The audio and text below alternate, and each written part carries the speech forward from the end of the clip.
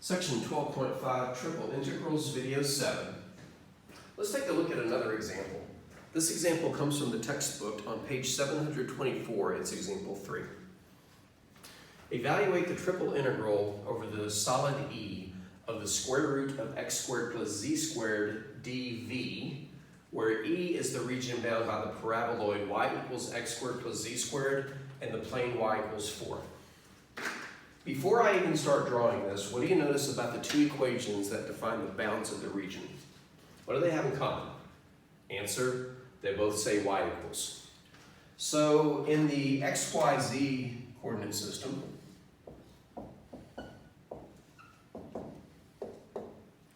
since we're saying the two equations are of the form y equals this and y equals that, they are separated in the y direction. So this will be a left to right solid. The right side, well, one side is y equals 4 and the other side is y equals x squared plus z squared. So I'm expecting this to, first off, be defined in terms of surfaces in the y direction, so there'll be functions of xz, like this one already is. And secondly, because they're defined in the y direction, they would get projected in the y direction onto the xz plane. So I'm expecting that. Now, I may be wrong, but let's see what happens. All right. All right, so let's see what this looks like. Paraboloid, so it's a parabola that got spun. Let's see where the traces are in the different planes. If y is equal to 0, then we get 0 equals x squared plus z squared. But the only way that can be true is if x and z are both 0. So the only place this surface hits the xy plane is at the origin. Let's look at the projection onto the yz plane. To project it onto the yz plane, we would let x equal 0 and we get y equals z squared. So the projection onto the yz plane looks like this. 1 second.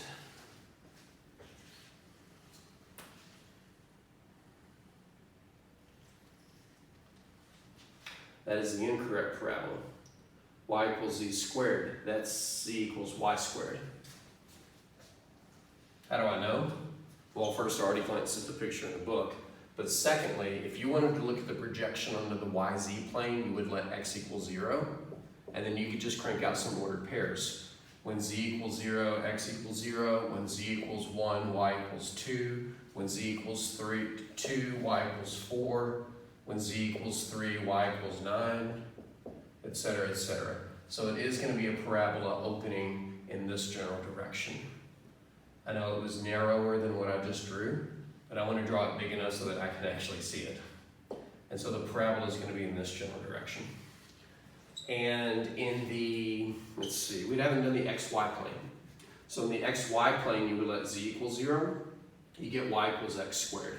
So that would be the parabola that we normally would see in the xy plane, which is always tricky for me to draw because it's on the floor, if you will. And so we have this paraboloid here. Kind of looks like a watermelon.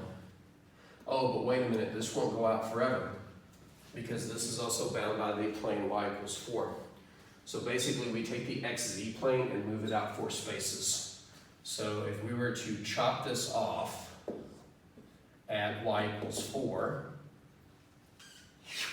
then we would get a solid paraboloid that looks like half a watermelon.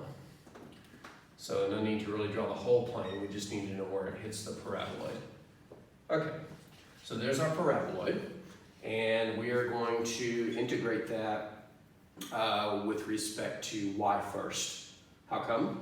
Because again, we're thinking of this as a solid that is bounded on the left and on the right.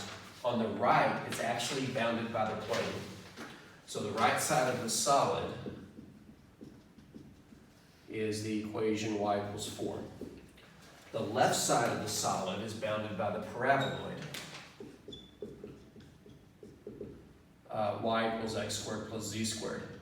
So I already know that I'm going to integrate dy first with x squared plus z squared as the left limit, the lower limit, and 4 as the right limit, the upper limit. Let's go ahead and do that, and then we'll figure out what to do in terms of the projection. Because the projection should be onto the xy plane. And the only reason I'm saying that is because I'm glancing in the book and they have a projection onto the XY plane. I'm going to go ahead and stay my course, and then I'll pause the video, look at how the author approached it on page 724, and see if it's worth discussing in the next video. Okay, so we're going to start by setting up a single integral inside of a double integral. I haven't drawn the region D yet, but we're going to integrate our function square root of x squared plus z squared dy. Why is it dy?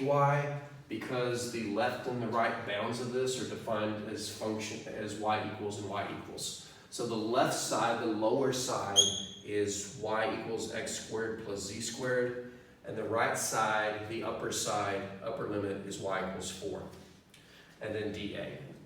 So we'll worry about the double integral in a second. Let's knock out this single integral in here, which looks difficult until you realize it's just dy. And relative to y, all this is a constant. So the integral is just all this times y. So this integral is the square root of x squared plus z squared times y, evaluated from y equals x squared plus z squared to y equals 4. So if we substitute 4, we get 4 times the square root of x squared plus y squared. And if we substitute x squared plus x squared plus z squared, almost made a catastrophic error there, minus, and if we substitute x squared plus y squared in here, well, this is x squared, I said it again, if we substitute x squared plus z squared here for the y, this is x squared plus z squared to the first power. This square root is x squared plus z squared to the 1/2 power. We can add the powers and make it a 3/2 power. So x squared plus y squared, I can't get that off my mind. X squared plus z squared to the 3/2 power. I'm a little leery about what's going to happen next, but let's go ahead and set up the double integral now that we've done the single integral with respect to y from the left side of the solid to the right side of the solid. So our double integral over a region yet to be drawn is this mess. 4 square root of x squared plus z squared minus x squared plus z squared to the 3/2 dA. Shoot, x-axis, you're in the way.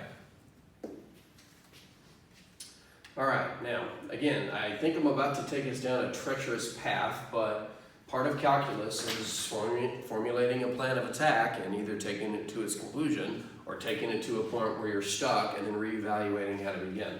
So even though I know what happens next, it's different from what's in the textbook, I'm stubborn and I'm going to try to push this forward. Plus it's bugging me that this lengthy integrand is not in parentheses. All right, so if we follow procedure, what we're supposed to do next is project this onto the plane of the two letters that we didn't integrate with respect to. We just integrated with respect to y, which means we are not integrating with respect to x or z, so we would need to project the solid onto the xz plane. In other words, if we were to stand to the right of it and look straight forward, what would we see? I think it's pretty obvious that we're going to see the circle, but let's think about it. We know two things about the right half of this, which is clearly the larger side than the left side. Left side is just a single point. If we push this all the way down, what do we know about this surface on the right side of this? We know it's the intersection of this and the intersection of that, which means we know that y is equal to 4 in this equation. So all we have to do is let y equal 4 there. So if we let y equal 4, we get 4 equals x squared plus z squared. That's just a circle in the xz plane with a center of 0, 0 and a radius of 2. So the projection would just be this circle. And so if we were to draw that region separately, in the xz plane, this is the equation x squared plus z squared is equal to 4. So this is the region over which we are integrating. I'm gonna pause the video, clean this up a little bit, and then we'll try to finish the double integral.